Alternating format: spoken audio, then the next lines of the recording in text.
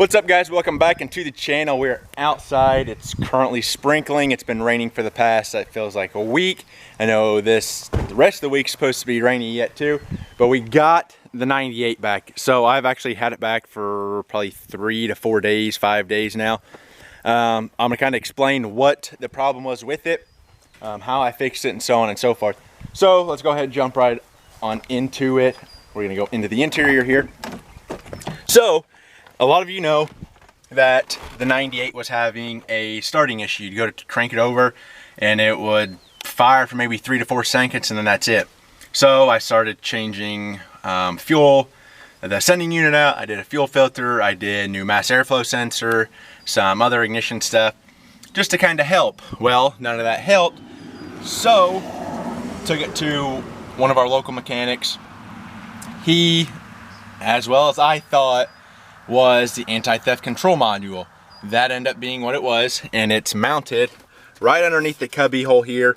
It actually clips in, so if you were to remove this cubby hole, there's 2 clips that like slide in and then 2 that actually go straight up in, and that's what holds it in. When you turn your truck on, it throws the security light up here. Mine didn't have the security light for some reason, I'm not sure why, but I bought a new one off Amazon, which is the package is right down there. When you buy the one off Amazon, the one I bought, they said it was fully rebuilt, tested, and then if you got it and it didn't work, you send it back and they give you a 100% refund. It was 200 bucks. You can probably go to a junkyard and get one. If you go to a junkyard, like I did the first time, see these numbers here, that 16, 24, 45, 55 number, that number there has to match your original anti-theft control module. So I didn't know that, so I just grabbed one, decided to toss it in, which was this one, and it didn't work. These are those tabs I'm talking about, FYI, like it slides in like this and then it clips up. But it's kind of a pain in the butt to get to. I took my dash bezel off all the way around, took the what I'll call like the knee panel off. You do have to take out the cigarette lighter ports here and then also the ashtray. And you kind of got to reach up in from like this angle down here. Obviously I had to take off my gauge and brake controller, but you kind of got to reach around up in there. You can feel the cord, just unplug it. It plugs in right here. There's a little tab back there. You kind of have to pinch it like so and pull off, but we got it changed. Truck starts up just fine now.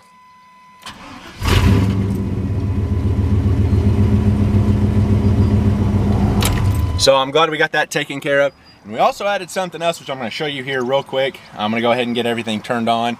Yeah, so I'll see you shortly.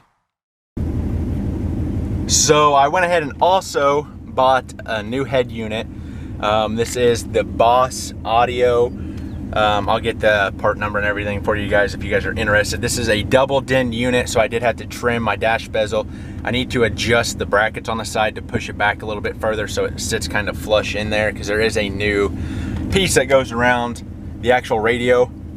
It's this piece here, so this would actually go on there like that to kind of hide those open spaces. I got this off of crutchfield.com. I believe it was $169 shipped, and it was for the radio, the mounting brackets, the wiring harness, everything you need to install this thing, guys. You can't beat their prices. Great company to work with. You literally go in, put in the make, year, model, everything of your vehicle. They'll pull everything up from speakers like tweeters to door speakers to rear speakers to subs to every head unit. They have like Apple CarPlay, they have strictly like Bluetooth stuff, they have, I mean, you name it, they've got it. So I went in and put in the 98 here, pulled this one up. I wanted something to where I could connect my phone to it, so if I'm going down the road and I get a phone call, I can just hit it, answer it, and it's basically hands-free. This thing is way more advanced than I thought it was going to be. So if we go here, like I said, you have your normal tuner, which is your radio stations, Bluetooth, your actual CD. Hopefully you guys can see that CD, the phone. You click this, it pulls up phone book and all that. You can make it to where it auto connects to your phone. Oh, there we go. auto answer, put in like a pin and stuff, device, it tells you the name and all that. We go back to the home. You can put a USB in it, which is all over here. You have the SD card. You can actually put in a front and rear camera. So this is the rear camera angle here.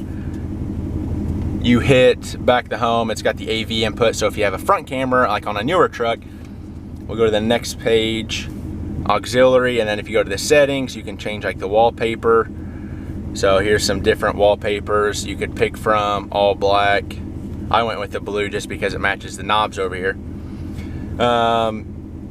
ACC power, I'm not 100% sure what that is. I think it's just running like auxiliary switches and stuff. System tone, turn on, language clock. Here's the camera again. Rear camera, camera toggle, rear, front.